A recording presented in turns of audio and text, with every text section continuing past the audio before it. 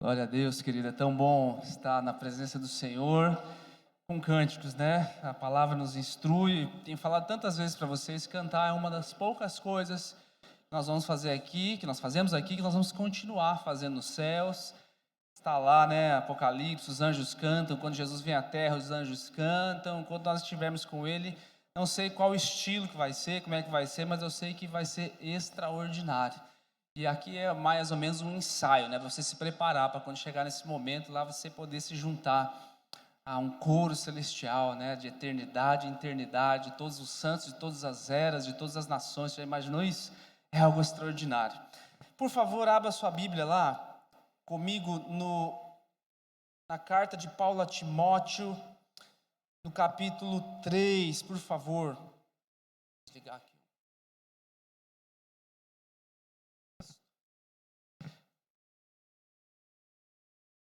Nós estamos numa série, Uma Janela para o Céu, e estamos falando sobre disciplinas espirituais. Na semana passada nós falamos sobre a primeira delas, na primeira palavra. Eu gastei um tempinho aqui explicando para você qual é a importância de nós termos uma disciplina, de nós exercermos com constância algo que nos leve para perto de Deus, porque algumas coisas assim nos desviam ao longo do caminho. Hoje eu quero dar um exemplo mais ou menos em cima disso. Na semana passada a gente falou sobre a disciplina do...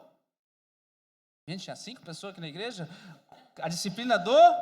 Isso, tá aí, né? Tem fôlego de vida em você? Pode falar, ninguém vai te cobrar nada, né? Jejum, e nós estamos desde a primeira semana indo de passo a passo, né? Nível 1, tiramos ali uma refeição. Nível 2, ficamos ali 12 horas. Essa semana a gente vai fazer um pouquinho diferente, vamos experimentar algo diferente, para depois nós irmos subindo e experimentando vários deles, para que não você tenha uma experiência, mas você consiga implantar isso na sua cultura. Talvez alguns de vocês rompam algumas barreiras, de não posso, não consigo. Talvez alguns de vocês rompam alguma religiosidade, eu achei que era para fazer isso, enfim. Ou alguns de vocês vão experimentar assim, poxa, não aconteceu nada, não orei o que tinha que orar, não separei o tempo certo, só fiz dieta naquele dia. Não tem problema, uma cultura ela não começa perfeita do dia para a noite. A ideia aqui é que você experimente, de repente você seja desperto para algum desses, aí você insira isso na tua cultura, e aí você passa a fazer de maneira certinha, porque você já experimentou isso. Está comigo?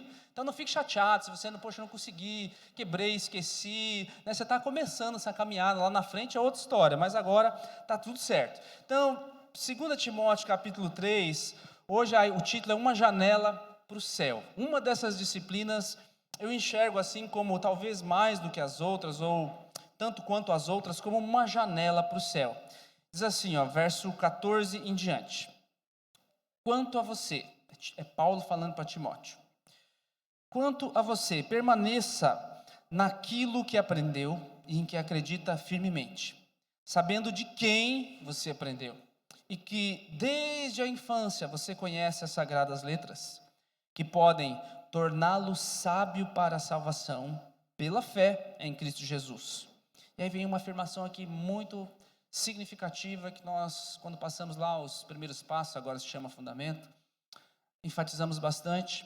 Toda a Escritura é inspirada por Deus e é útil para o ensino, para a repreensão, para a correção, para a educação na justiça, a fim de que o servo de Deus seja perfeito e perfeitamente habilitado para toda boa obra.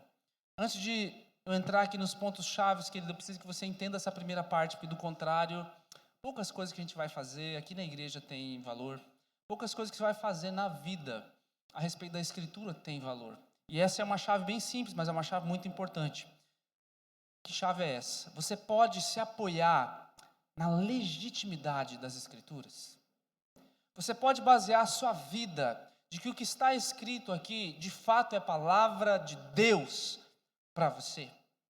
Você pode basear que as palavras deste livro que cruzaram milênios, elas tiveram um efeito para quem ouviu num primeiro momento, como foi o caso de Timóteo, mas que por serem sobrenaturais, por serem diferentes de qualquer outro livro escrito na face da terra, em qualquer outra época, aquilo que moveu o coração de Timóteo quando recebeu essa carta aqui, continua movendo o nosso coração e continua transformando de fato pessoas de maneira sobrenatural. Essa é uma pergunta que você tem que fazer, porque vai envolver um certo tipo de fé. Independente se você crê ou não crê, ela é. mas ele vai envolver um tipo de fé. E essa escritura que está diante das tuas mãos, ela é legítima? Existem hoje dados históricos que apoiam muito do que ela está aqui.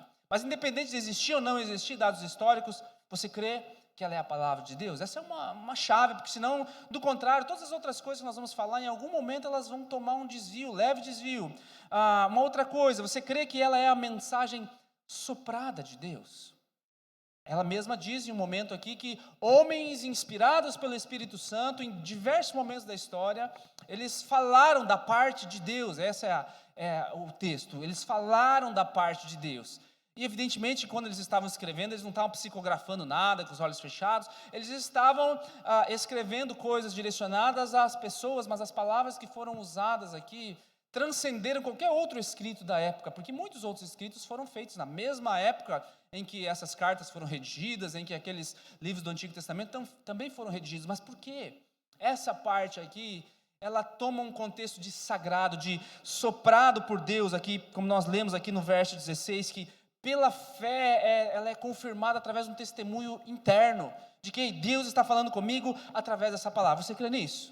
Porque isso é fundamental, querido. É aqui que nós definimos aqueles que de fato vão entender o que Jesus disse, com aqueles que vão ser confundidos na geração dos últimos tempos. E Paulo vai falar isso muito para Timóteo, em 1 Timóteo, 2 Timóteo. Ele vai falar dos falsos mestres, ele vai falar no final dos tempos que os filhos seriam desobedientes aos pais, que haveria uma geração que olharia só para si mesmo, mais interessada em si mesmo. Ele vai dar esse direcionamento. E é dentro desse contexto de direcionamento que ele fala assim, que toda a Escritura é inspirada por Deus. E onde ele começa dizendo o texto, nós olhamos aqui, você permanece naquilo que você foi ensinado. E aí ele vai falando outras coisas, ele fala assim, toda a Escritura ela é inspirada por Deus. Portanto, se você rejeitar a autoridade ou a santidade da Bíblia ou dessas Escrituras, é fato, a história diz que todos os que assim fizeram, que rejeitaram a autoridade da Bíblia como palavra de Deus, que rejeitaram a autoridade da Bíblia como palavra inspirada de Deus, aos poucos se desviaram do Evangelho de Cristo. Não interessa a intenção, não interessa a boa intenção, aos poucos se desviaram do verdadeiro Evangelho de Cristo. Quando você tem o entendimento que essa é a palavra de Deus, isso significa que agora ela é o primeiro ponto da minha palavra hoje, a minha bússola. Se eu entender que ela é qualquer outra coisa, Deus falou em algumas partes para algumas pessoas. Não, ela contém a palavra de Deus, parece que é algo muito pequeno, mas muda completamente as coisas. A história vai dizer, tem uma teologia chamada teologia liberal, que ela enfatiza esse tipo de coisa, e aí você vai ouvir às vezes muitos pregadores, até bons eloquentemente falando, mas que não creem que essa aqui é a palavra própria, inspirada por Deus e inerrante. Em algum momento, você vai ouvir falar de Jesus, você vai ouvir falar do amor de Deus, mas em algum momento essa palavra vai ruir. Em algum momento, princípios básicos em que nós podemos dizer assim, olha, você não pode dizer que você ama a Cristo, você entende essa palavra desse jeito, e depois você começa a permitir certos valores entrar na tua vida, que você partilha até mesmo da mesma fé. Essa é a geração dos últimos tempos. Portanto, é imprescindível, hoje nós vamos falar sobre a disciplina da leitura bíblica, é imprescindível que você entenda essa chave aqui. Porque do contrário, querido, estão aí milhares de igrejas hoje, milhares realmente, no mundo, falando abertamente sobre Jesus. É bom que pelo menos continue falando de alguma maneira, em algum lugar a semente cai e depois as pessoas são despertas. Mas que no final das contas, não portam de fato os líderes, o verdadeiro evangelho. Em algum momento aquilo rui. Por quê? Porque nós deixamos de acreditar naquilo que o Senhor falou sobre nós. E Paulo vai nos alertar aqui, permanece naquilo que você aprendeu, sabendo que de quem você aprendeu. Desde a infância você conhece as Sagradas Escrituras, e essa é a chave, que ela pode tornar sábio para a salvação em Cristo Jesus. Se eu não entender isso aqui, se eu não me basear na Escritura como regra de vida, eu não vou conseguir chegar à salvação. A salvação é plenamente pela fé, nós já entendemos isso. Mas agora vem esse primeiro ponto aqui, que é uma chave de entendimento. O que ela é de fato para mim? Não é à toa que existem tantos desvios no Evangelho hoje, porque as pessoas elas vão se perdendo. Eu trouxe aqui uma pesquisa para vocês, ela foi feita um pouquinho antes da pandemia. O instituto aqui é o American Culture and Faith Institute, mais de 6.000 pessoas entrevistadas. Pessoas que se autodenominam cristãos nascidos de novo. Olha que curioso, isso aqui foi feito lá nos Estados Unidos, mas é bem recente. A maioria se identifica como cristão nascido de novo, mas elas fazem afirmações, porque desconhecem a santidade das Escrituras, que não são de cristãos. E olha aqui que a pesquisa concluiu. 77% de todas as pessoas acreditam que todo mundo é bom. Que todo mundo é bom, já nasce bom, Apesar de a Bíblia ensinar para nós a doutrina do pecado original, que todos pecaram, todos foram destituídos, separados da glória de Deus. Apesar da Bíblia ensinar isso, que a natureza do ser humano ela não te leva para perto de Deus, a natureza do ser humano te leva para a perdição. Mas 77% das pessoas que se dizem nascer de novo, creem que as pessoas já nascem boa, né? Elas se desviam ao longo do caminho.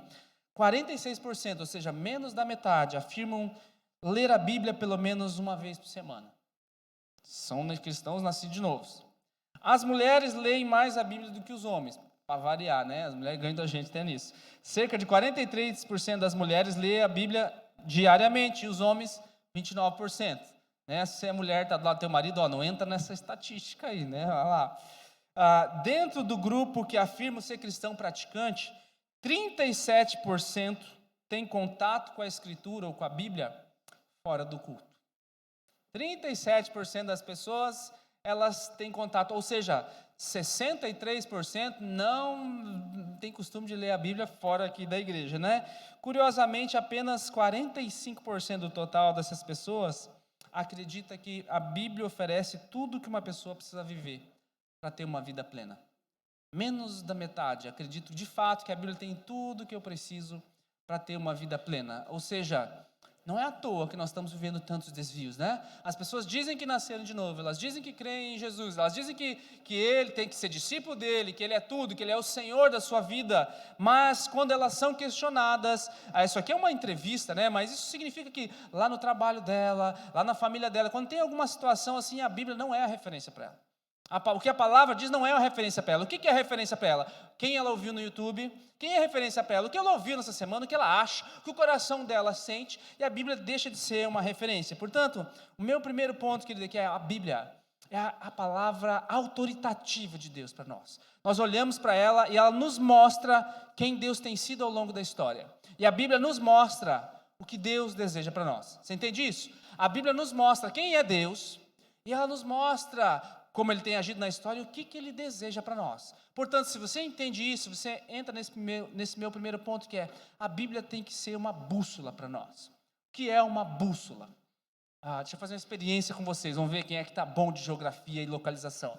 Apontem para mim aí, por favor, onde é que lado que fica o norte? Você que está em casa não vai poder, né, que eu não sei onde você está, mas vocês aqui, que lado vocês acham que fica o norte? Aponta aí, para cá, para lá, para cá. Pode apontar, querido. Aponta aí, faz favor. Uns acham que é para cá, tem uns que acham que é para lá. Não é muito difícil, nós estamos no litoral, a praia está aqui atrás, né? Onde é que o sol nasce e tal. Né? Mas uns estão apontando para cá, mas aquele que está sentado para lá, ele também está apontando para cá. Se a gente fosse colocar o norte de verdade, esse apontado para cá não é o mesmo dele lá, que ele colocou um pouquinho para cá. Me dei o trabalho de baixar no meu celular uma bússola, né? E a bússola vai dizer onde é que está o norte aqui, bússola. Deixa eu ver se eu sei mexer com isso aqui, né? Ó, aqui desse ladinho aqui, ó. Bem aqui está o norte. Entende que você até pode ter apontado mais ou menos para a direção certa. Mas se a gente estivesse aqui em um lugar preciso, nós começaríamos a jornada juntos, né? Mas o que acontece? Se você se desviar só para o noroeste, nós não vamos parar no mesmo lugar. Está entendendo? Que é um pequeno desvio. Só que agora vai acontecer o seguinte, se nós saíssemos nessa mesma jornada juntos, e fôssemos assim meio separados, mas todo mundo indo para o norte. Se estivéssemos de barco, o que aconteceria? Ao longo da jornada tem vento. Ao longo da jornada tem tempestade. O que acontece? De vez em quando teu barco assim dá uma virada na vida, né? Tua vida não é assim? De vez em quando assim vem uma onda assim que quase te derruba. Alguns assim mais resilientes até capota, mas volta de novo, não sei para onde eu tô. De vez em quando, ou quase alguns de vez em sempre, precisa de uma correção na rota. De vez em quando a vida te dá um tombo, de vez em quando tem uma situação, você está no negócio do barco da salvação, vamos dizer assim, né? Você está indo, mas de vez em quando tem algo que quer te levar meio para lá, tem algum sopro chamado doença, crise, problema no casamento, problema com os filhos, né? Crise emocional, crise financeira, alguma coisa sempre acontece na vida que te sopra e quer derrubar a tua fé, ou quer desviar o caminho de onde você estava. O que é que você precisa para voltar para o prumo? A bússola, gente, né? O que você precisa? Onde é que está esse norte? Onde é que estava mesmo? Não é que eu me desviei da fé. É que assim, eu perdi um pouquinho o rumo, está meio longe. A minha esperança agora, esse dia, parece que ontem ela estava maior, hoje ela não está assim tão boa. Enfim, um navio pode começar na direção certa. Não interessa quão bom, quão grande ele seja, quão maravilhoso ele começou essa jornada. Mas todo navio, ele vai precisar de algumas correções. Alguns de grandes correções, dependendo do que você passou, a tempestade que você passou, alguns de pequenas correções. Mas o que eu preciso para saber se eu estou no caminho certo? Verificações regulares. Verificações regulares significa que eu estou andando, estou indo, tal. Poxa, aquilo que eu recebi de Deus, aquela palavra que eu recebi, ai, que alegria, Deus, Jesus, e é maravilhoso e tal. Você está caminhando, só que se faz tempo que você não volta lá para aquelas palavras que você ouviu, se faz tempo que você não volta para ver se tem um pouquinho mais de profundidade naquilo que você recebeu pela primeira vez, pode acontecer de você ter pego um desviozinho para o noroeste. Mas não, está aqui ainda, o sol da justiça está lá na frente, Jesus está aqui, aquela ideia que eu falei para você lá no começo. Não, a Bíblia não é tudo isso, né? Eu posso pegar 90% dela, acho que está legal. Um pequeno desvio, se eu não olhar regularmente sobre o que ela diz, lá na frente, pode ser que eu acorde, e aí apenas uma correção não é necessária. Eu preciso talvez recomeçar muitas coisas, ou talvez eu esteja tão longe, que não seja possível eu voltar, porque a minha mente cauterizou a esse ponto onde eu estou. Eu acho que eu estou com uma bússola viciada. Eu vou colocar outra coisa além da Bíblia. Por isso que a Bíblia tem que ser suficiente para nós, querido.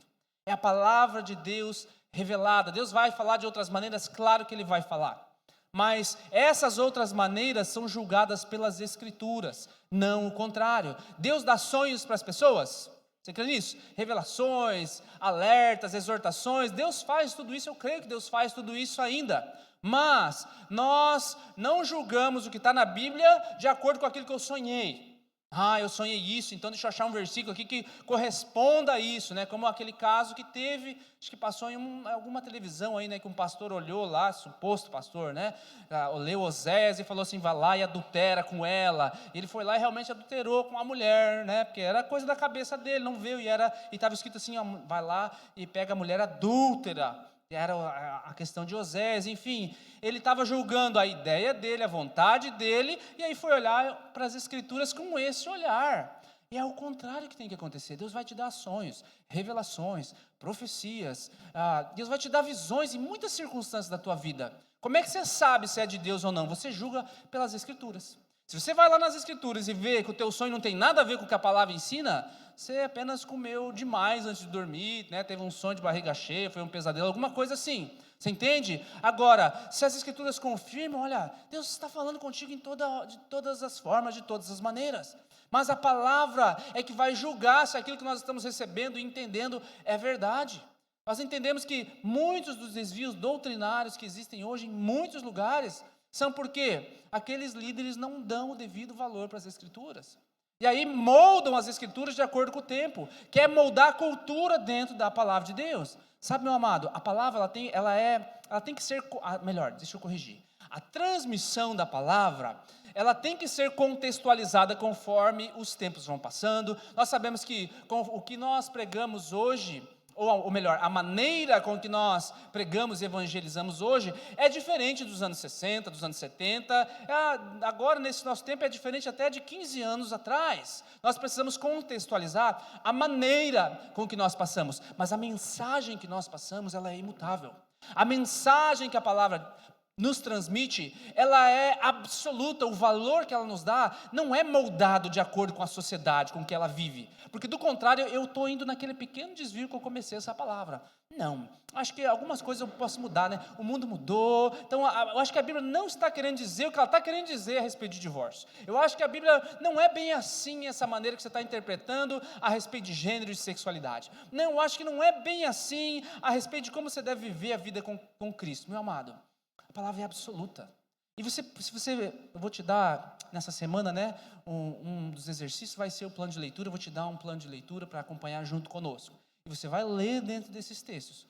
Por que o mundo está do jeito que está? Principalmente o mundo chamado evangélico e mundo cristão. Porque se nós olharmos simplesmente para o que Paulo disse nas suas 2 cartas para Timóteo, parece que fica claro para nós. Olha, um pequeno desvio das Escrituras, um pequeno desvio da palavra de Deus, e nós precisamos lembrar regularmente que a promessa de Deus só vai se cumprir para nós, só vai se cumprir para nós se nós fizermos dessa palavra aqui uma bússola, um ponto de referência. Significa o quê? Eu caí nessa área hoje. Para onde você vai? Vai para a bússola, vai ver onde é que você errou. Se isso aqui for uma prática regular, uma disciplina, regularmente você estiver vindo, você vai lembrar de onde. Agora, nós não fazemos por quê? Porque nós temos várias desculpas. E eu vou falar disso aqui já daqui a pouco, mas eu preciso que você entenda que essa palavra aqui não foi feita só para te informar. Tem muita gente que gosta de estudar isso aqui. Tem muita gente que faz curso de teologia até, mas não crê em Deus, eu não creio em nada do que está escrito aqui. Eu já conheci algumas e com certeza você já conheceu várias outras. Por quê? Porque a Bíblia não foi escrita para te informar. A Bíblia foi escrita para te transformar. Ela não é um conhecimento que você precisa ter a respeito de Deus. Ele começa por ali, a verdade liberta. Mas é a prática dessa verdade, a vivência dessa verdade, que vai fazer com que aquelas coisas que eram tão difíceis, elas continuam lá. Alguns problemas vão continuar lá. Mas a tua perspectiva sobre eles agora ela é totalmente transformada. Você entende que nada é impossível para Deus.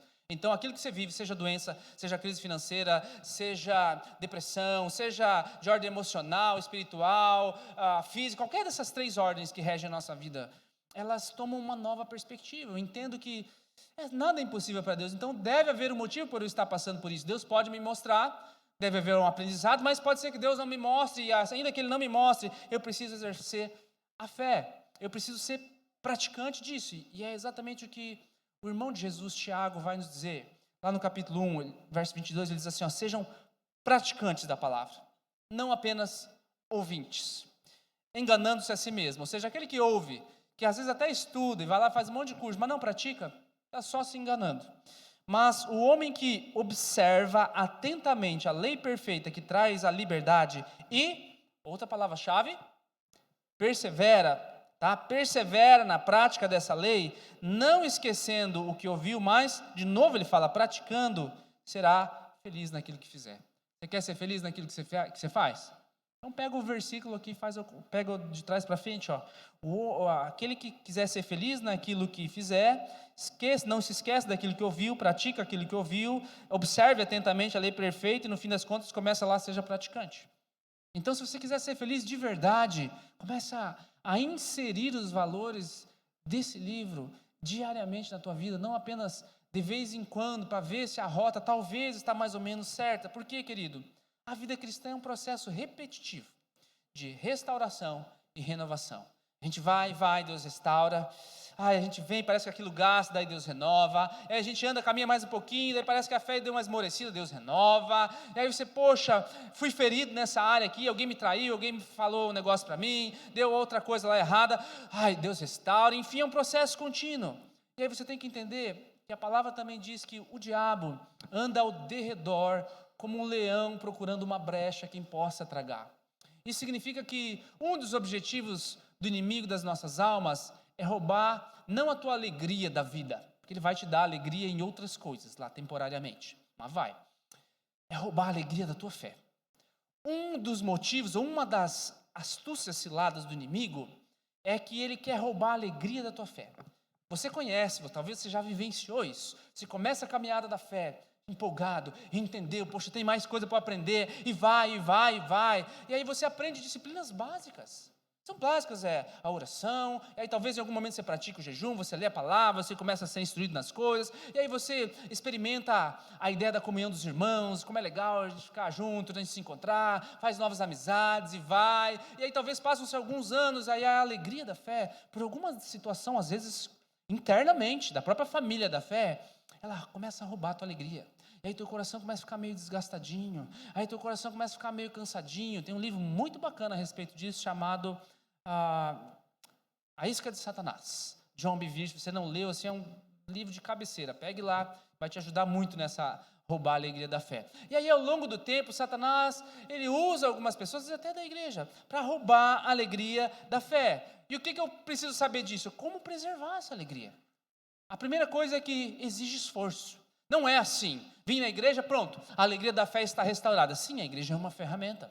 Sim, ela vai te direcionar caminho, ela vai te dar uma correção, mas precisa haver uma disposição interna. Quantas pessoas você conhece que vem à igreja, não entra, entra e sai do mesmo jeito? Quantas pessoas você conhece que vem e entra, retiro, vem transformação, sai transformação? Às vezes alguns são transformados, outros não. Por quê? Porque exige uma disposição do coração. Ele fala assim, ó, não adianta ouvir, eu tenho que praticar. Não adianta simplesmente eu chegar lá e dizer, não, aconteça isso na minha vida. Se você de fato não crê, não vai acontecer nada. O que a própria palavra diz? Com o coração se crê, para daí se confessar com a boca. Portanto, querido, a alegria da fé é algo que exige batalha. Preservar a alegria da fé, a empolgação no Senhor, exige sim esforço, porque existem dias que a nossa alma precisa ser reanimada. Já experimentou isso? Alguns dias assim eu penso assim, Senhor, hoje é só o Senhor. Não adianta alguém vir aqui com um presente para mim, não adianta alguém vir aqui com uma palavra doce, não adianta só essa circunstância aqui mudar hoje. Não adianta, parece que o mundo acabou hoje, a minha alma precisa ser reanimada. E se você olhar lá para alguns salmos, querido, você vai ver que o único lugar, quando Satanás vem assim, querer acabar com a alegria da tua fé, né, o único lugar que você vai achar combustível para acender essa chama de novo é na palavra de Deus. E aí você pode enxergar a palavra de Deus em alguns outros lugares, por exemplo, canções. Por isso que nós precisamos enfatizar as canções que falam daquilo que a palavra fala, que dizem exatamente aquilo que a palavra diz. Canções assim que são não apenas inspiradas por isso. Todas as canções que são inspiradas, claro, são boas, são proveitosas. Mas aquelas canções assim para reanimar a tua alma mesmo, todas são úteis. Quero deixar esse parênteses aqui, né? Tem canções que falam para a pessoa. Tá legal, são úteis. Tem dias que você precisa disso mesmo. Vai, levanta, né? Vai com fé, que o Senhor vai contigo lá e sou vitorioso e tal. Isso aí é bom, tem dia que você precisa. Mas quando a tua alma precisa ser reanimada, essas coisas, elas não nos tiram de lugar. Não estou desmerecendo. Tem o seu lugar, tem o seu valor. Às vezes nós até cantamos algumas dessas aqui. Mas a maior ênfase que nós precisamos dar, principalmente na igreja, são canções que falam da palavra em si. Que nos tirem daquele lugar, assim, que entenda. Nós temos muitos testemunhos, vamos começar a passar agora toda semana, pelo menos um testemunho aqui em vídeo, de coisas que acontecem em vários lugares aqui. Pessoas são transformadas de diversas maneiras. Você já experimentou isso? Em um momento você estava extremamente triste ou deprimido, de repente você coloca aquela canção que realmente fala algo, uma verdade da palavra, e aquilo te tira do lugar. Não foi a melodia que te tirou do lugar.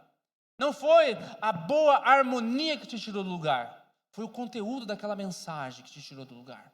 Sabe, entenda que a música que nós cantamos na igreja, a música que você ouve no teu carro, em qualquer lugar, que contém a palavra, que de fato é inspirada por Deus, também não tem valor nenhum se você não prestar atenção nela. Não tem valor nenhum se você não meditar naquilo que ela está falando, porque é algo tocando lá. É como se fosse alguém recitando a Bíblia, por si só. A Bíblia por si só, aberta, ela não vai fazer uma mudança na vida das pessoas. Essas palavras têm que entrar onde? No nosso coração. Ela não espanta maus espíritos simplesmente estando aberta em um lugar. Para espantar maus espíritos tem que ter a autoridade que ela diz que eu tenho. Você entende isso?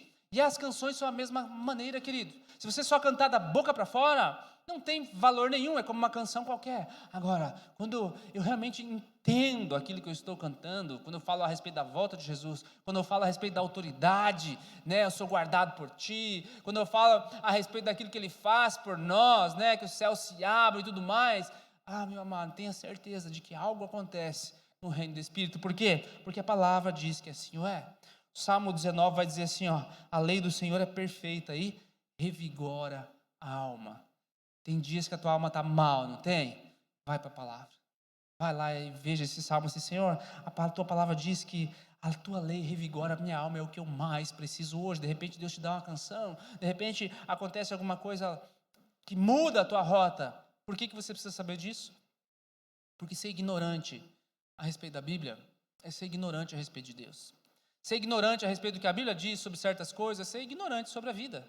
É ser ignorante sobre a vida eterna. É ser ignorante sobre o que é caminhar com Deus. Quando eu coloco ela como mais um livro que eu tenho que ler apenas, ela deixa de ser a palavra que rege a minha vida. E o último princípio, primeiro então que ela é a tua bússola. O segundo que ela foi escrita para te transformar. E o último é que o maligno é vencido pela palavra de Deus. É a própria palavra que diz, 1 João 2,14. Ele está falando aqui aos jovens, né? Mas se aplica a nós também. Eu vos escrevi porque sois fortes, e a palavra de Deus permanece em vós e tendes vencido o maligno. Como é que eu consigo vencer o maligno?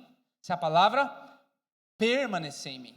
Para ela permanecer em mim, eu tenho que voltar para ela regularmente. Está aqui a ideia de disciplina. Uma das primeiras coisas que nós ensinamos às pessoas aqui nessa igreja. Quando você vem e começa a fazer o trilho de ensino da verdade igreja, é os estudos dos primeiros passos, que a partir desse ano já passa a se chamar fundamentos. É fazer o teu, antigamente era chamado de tempo a sós com Deus. A partir desse ano nós vamos direcionar ele para uma palavra só chamada devocional. Uma das primeiras coisas que nós ensinamos às pessoas quando elas chegam aqui é como fazer o seu devocional. Ele começa bem light, lê esse versículo, responde aí o que você entendeu e o que você vai fazer com o que você entendeu. E faz do jeito que você quiser, né? Faz andando na rua, faz indo para o trabalho, faz fazendo o teu exercício, faz do jeito que você quiser. Ah, mas você vai indo, é o nível 1, igual o jejum e a oração. Depois, você vai entendendo que para você fazer umas consultas regulares com coisas mais profundas, você não vai conseguir extrair grandes revelações ou grandes entendimentos de Deus com esse tempo que você está dedicando. Você tem que ir mais profundo, é igual ir na academia. Você começa, você não faz nada da vida. Não começa em todo dia que você vai se quebrar inteiro. Né? Ou mesmo que já faz tempo que você não vai. Não começa assim. Eu fiquei 2 meses sem ir, gente, quase morri. Semana passada eu estava assim, subindo as escadas quase com auxílio. Então, começa de leve. É essa a ideia. Mas se você ir só uma vez por semana o resto da vida, você sabe que você nunca vai chegar onde você quer. Você tem que ir acrescentando mais coisas aos poucos. E aí você acrescenta dias, e no final você começa a acrescentar, não, agora o meu movimento tem que melhorar. Não, agora a minha velocidade tem que melhorar. Não, agora eu vou com carga progressiva. Ou seja, à medida que você vai indo, você vai evoluindo nas técnicas das coisas, para você conseguir chegar naquele corpo. Com a palavra não é muito diferente. Nós começamos lá o devocional, só lê do jeito que você consegue, ou seja, só vem na academia, só aparece aí que já vai estar bom. Agora, se você quiser entender outras coisas mais profundamente, meu amigo, agora faz desses 5 minutos aí algo exclusivo no mundo, desliga tudo, vai para um lugar que ninguém te incomoda e não sai de lá enquanto você não ter esse entendimento. Agora você vai ler um bloco de coisas para entender, não, agora você vai refletir nessa carta aqui 1 mês, enfim, é igual na academia, meu amado.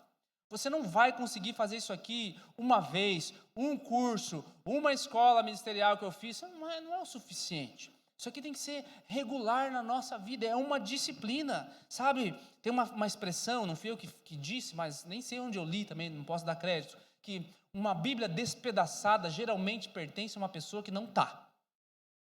Entende? Uma Bíblia lá toda desfolhada em pedaços, geralmente vai pertencer a uma pessoa que não está em pedaços. Por quê? Porque existe não é uma prova, né? Claro que você não vai chegar em casa e rasgar todas as páginas para dizer que você é crente, né? Mas a ideia é que foi passado depois de muita consulta. Eu tenho várias Bíblias, assim, tudo que é versão e tal, e essa aqui em especial, eu guardei ela porque um ponto de virada aqui que eu vejo para nós como igreja foi quando nós estudamos aqui uma série chamada Romanos, não me lembro se era esse o nome da série, mas nós estudamos Romanos 8. E, olha, coincidência, né? Abri justamente nela.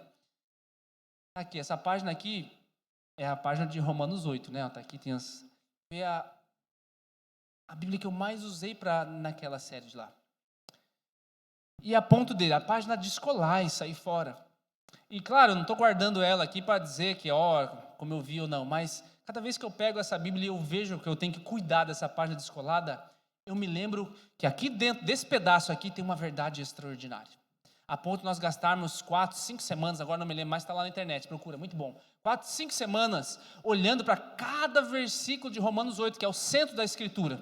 Tá? É o ponto meio que marco zero. Romanos, todos os capítulos 16 que tem lá, a metade está aqui, o resumo da Bíblia está aqui nesse capítulo 8. A gente ficou 4 semanas olhando para isso. Cada vez que eu pego essa Bíblia, eu me lembro, não te esquece que volta e meia você tem que voltar lá para aquele trecho, porque tem uma verdade que talvez já esqueci. O que tinha lá mesmo? Volta e meia eu me pego recitando uma parte, mas não é que estava lá em Romanos 8. Né? Aquela ideia de que nada pode nos separar do amor de Deus, nem as coisas do presente, nem do porvir, nem tristeza, enfim, está tudo lá, e aí você começa a se lembrar, por quê? Porque se torna algo regular. Então eu quero te recomendar, querido, você fazer o teu plano de leitura e pegar uma Bíblia. Não é heresia você pintar a Bíblia, tá? Não é, se você quiser riscar essa aqui, ó, rasgou, né? Se eu estivesse na China ou na Índia, eu dava para alguém, ia ser a fonte da vida dessa pessoa, enfim. Sabe, pega uma Bíblia em si e faça dela ali, poxa, esse aqui é o meu caderninho, onde eu levo, onde eu risco, aonde eu rabisco, onde você volta e olha. Depois, se quiser, você compra uma nova para não fazer nada disso, mas faça isso. Faça essa experiência, querido, que eu quero ver se não vai mudar algo em você. Agora, existem alguns inimigos da leitura? Claro que sempre tem. Ah, mas eu não gosto de ler. Se você é crente, se você se diz cristão, não tem essa. Deus escolheu se revelar através de um livro. Você diz que você não gosta de ler, você diz que você não quer saber de Deus. Você pode não ler assim, um leitor voraz, mas você tem que ler. Tem que vencer essa mentira na tua mente. Não gosto de ler. Se não gosta de ler, às vezes porcaria, não lê mesmo. Mas a palavra de Deus, ela tem que ser lida, querido. Agora tem obstáculos. Qual é o primeiro obstáculo? Entretenimento exagerado. Hoje a gente vive nesse tempo, tem muita coisa que nos distrai. Eu gasto um monte de tempo vendo série de televisão, eu gasto um monte de tempo vendo rede social, um monte de tempo vendo muita coisa, e às vezes pouco tempo. Então, se é um obstáculo, tá aí a ideia de uma disciplina que te ajuda a vencer isso. Jejum, semana passada, fiquem tranquilos, essa semana não vai ter jejum de rede social, né? Ai, você é o mais difícil, né? Mas enfim, te ajuda a ver que talvez isso é um obstáculo, então tira. Segundo obstáculo, celular. A gente fala com todo mundo no celular, não é verdade? Mas às vezes menos com Deus. Também o jejum de mídia social foi para te ajudar a perceber se talvez o celular não está roubando esse tempo precioso, né? Terceiro obstáculo, falta de prioridade. Qual é a desculpa que eu ouço às vezes, né? Ai, Deus entende, né? Minha vida é corrida. Deus entende, né? Não, é falta de prioridade. Que é a prioridade você põe em primeiro lugar. Se a saúde é prioridade, você para de fumar, você vai para a academia, você para de comer aquele negócio que é tão bom, tão gostoso, mas não te leva para o lugar certo. Enfim, se é prioridade, você dá valor. E o último obstáculo é desculpa. Muitas vezes eu já vi as pessoas dizendo assim: ah, pastor, eu não entendo a Bíblia, por isso que eu não leio. Deixa eu te fazer uma pergunta, eu acho que eu até já fiz essa pergunta aqui uma vez. Marido, eu sei que muitas vezes, né, principalmente você não entende a tua mulher, né? Por que ela age desse jeito? Nossa, meu Deus, tentando entender as mulheres.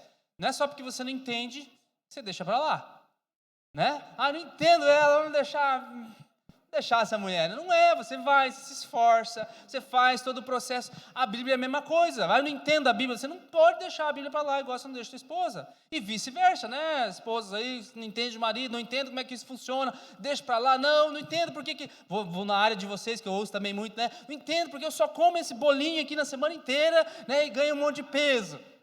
E aí, Anjo, não entendo. Assim como você não entende e continua fazendo as coisas, você precisa, mesmo que não entenda a palavra, dar os teus olhos para ela. Por quê? Que a última parte dessa palavra, ela é como se fosse uma janela para o céu. Sabe, a Bíblia não é um quadrinho que você põe lá e fica olhando. Nossa, que revelação, que negócio bonito. A Bíblia, nós lemos aqui no texto de Timóteo, ela nos revela o caminho para o céu. É como se Deus, em alguns momentos, claro que essa janela, você precisa de algumas coisas para que ela se abra para você, não é só chegar e vai abrir, mas em algum momento você abre aquela janela e você tem um vislumbre de como é que funciona a cultura do céu. Como é que Deus vai falar comigo, né? É o versículo 15, desde a tua meninice sabes as sagradas escrituras que podem te fazer sábio para a salvação pela fé. Deixa eu te dar só um parêntese, não somos idólatras desse livro aqui. Ai, a Bíblia, isso aqui, agora não pode, Deus do livro caiu, ai, rasgaram e queimaram a Bíblia, olha lá, vamos para o inferno. Nós não somos idólatras do livro, mas nós temos um temor absoluto a respeito daquilo que Deus deixou sobre ele. Se alguém pegar e rasgar minha Bíblia e queimar, não tem problema, porque essas palavras estão escondidas no meu coração. Vão ofender a fé de muitos? Claro que vão, naquilo que nós pudermos, nós nos levantamos, querido, mas que Deus deixou aqui vai além simplesmente do que um livro qualquer escrito que alguém considerou sagrado um dia. Deixa eu te dar um último exemplo. Pense nessa seguinte situação: você tem uma doença muito grave, gravíssima. Você vai no consultório do médico, ele detecta, te dá o diagnóstico, você vai morrer. Olha, é jogo rápido, se você não fizer isso aqui que eu vou te dar, você vai morrer, está aqui. Te dá lá um frasquinho de comprimido, mas fique tranquilo que se você tomar isso aqui todo dia, nessa dose, tantas vezes por dia, essa doença não vai te afligir e você não vai mais morrer. Só que a pessoa sai do consultório bem feliz. Ai, recebi uma boa notícia, que legal, é só fazer isso aqui, eu não vou morrer. Mas daí ela olha o remédio, mas complicado, se eu tenho que tomar esse tal hora. Mas tal hora eu estou dormindo, eu estou cansado, acho que não vou tomar ele. E aí ele, para na hora do almoço, mas tomei uma vez, mas ele tem um gosto meio estranho, não vou misturar com o almoço, né? E aí ele começa a andar e pensa assim, essas cápsulas aqui são muito grandes para ser engolida, né? Ele começa a achar um monte de desculpas para não tomar o remédio que vai fazer com que ele viva. O que você diria para essa pessoa? O que você tem na tua cabeça? Né? Você está preocupado com o tamanho da pílula, se é difícil, você tem que acordar mais cedo para tomar a pílula, você tem que fazer um negócio diferente, você tem que mudar a tua rotina para tomar o remédio. Rapaz, se você não fizer isso, você vai morrer. É o que eu estou tentando explicar para você, nessa palavra, querido. Deus nos deu um remédio que vai curar a nossa alma, que vai trazer revelação para nós, que vai abrir a janela dos céus para nós. E quando nós falamos assim, é muito difícil, tem que tirar alguns hábitos da minha vida, a pílula é muito grande para engolir, não, eu tenho que acordar mais cedo para eu ler isso aqui, durante o dia eu acordo com preguiça. É como se nós fôssemos esse paciente dizendo assim, olha, essa pílula é muito grande, o gostinho é meio amargo, eu quero a pílula que tenha gosto de bala. Você está entendendo isso? Se coloque de pé, por favor.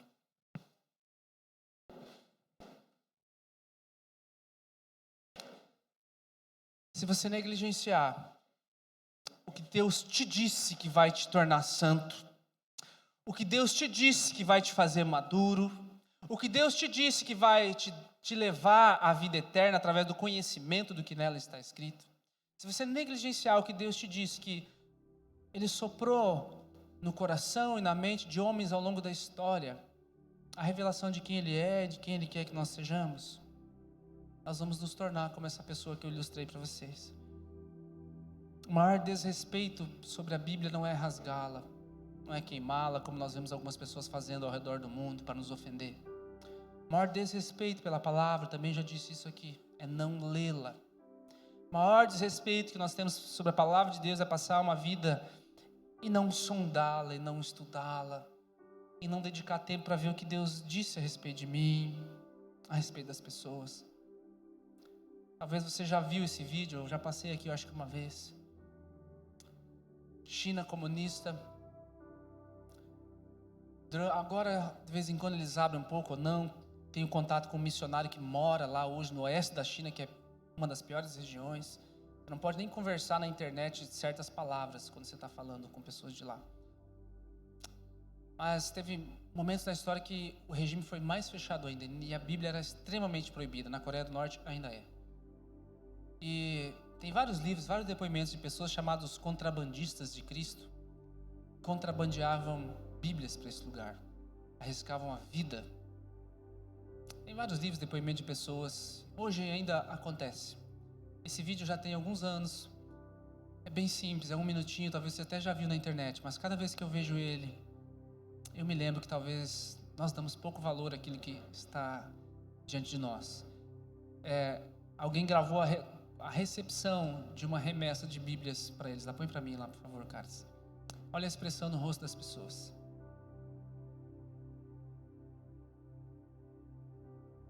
Tem um áudio?